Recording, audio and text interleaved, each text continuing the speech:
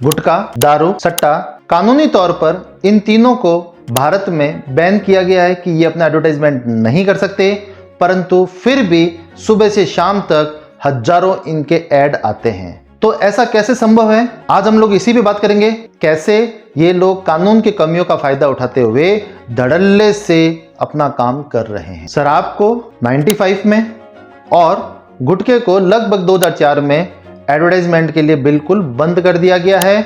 फिर भी ये लोग जो एडवर्टाइजमेंट करते हैं ये बहुत साइकोलॉजिकल रूप से और कानून की कमियों को ध्यान में रखते हुए ही अपना ऐड कर पा रहे हैं। जैसे सरकार ने जब शराब का एडवर्टाइजमेंट करना बंद कर दिया तो इन लोगों ने बिल्कुल उसी पैकिंग में, उसी तरह की बोतल में और सोडे का बोतल का ऐड करना शुरू कर दिया, क्योंकि सोडे का ऐड करना मना नहीं है, परंतु इनकी ऐड की जो पूरी कॉन्सेप्ट होती है वो इस प्रकार से होती है कि सोडा वर्ड आपको दिखता भी नहीं और वो ऐड को शो आपके सामने इस प्रकार करते हैं कि ये शराब की बोतल ही है, परंतु जब इनसे लीगली कहेंगे तो आपको दिखाएंगे और जब आप भी उन पर जब गौर से देखोगे तो आपको मालूम पड़ेगा कि वो शराब का नहीं, वो सोडे का ऐड है।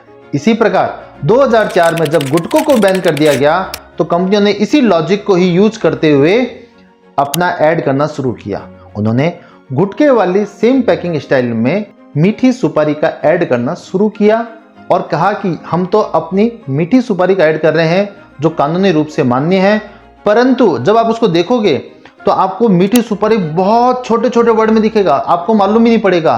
कलर कॉम्बिनेशन कुछ इस प्रकार से होगा कि उन पे आपका ध्यान भी नहीं जाएगा और वो पूरा एडवर्टाइजमेंट इस तरीके से डिजाइन किया जाएगा कि वो गुटखे का ही ऐड कर रहे हैं और वो अपने ब्रांड को आपके सामने इतनी बार पेश करते हैं कि आप भूल जाते हो कि सुपारी का या सोडे की बोतल का ऐड है। आपको दिमाग में यही रहता है कि वो दारू की बोतल का है और वह गुटखे का ही ऐड है। एडवर्टाइजमेंट में इस तरीके को बोला जाता है सरोगेट एडवर्टाइजमेंट। सरोगेट का अर्थ होता है प्रतिनिधि।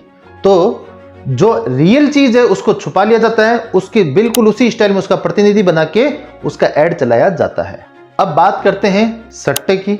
तो वहां पर ड्रीम 11, तीन पत्ते, माई सर्कल 11 इस प्रकार की खूब सारी कंपनियों के ऐड आ रहे हैं और मालूम आप सबको है कि वो एक्चुअल में क्या काम कर रहे हैं, परंतु वो अपना ऐड धड़ल्ले से दे रहे हैं क्योंकि अंग्रेजों ने 1867 में एक कानून बनाया था और उसमें लिखा था सट्टे का अर्थ होगा जो बाई चांस हो, बाई लक हो।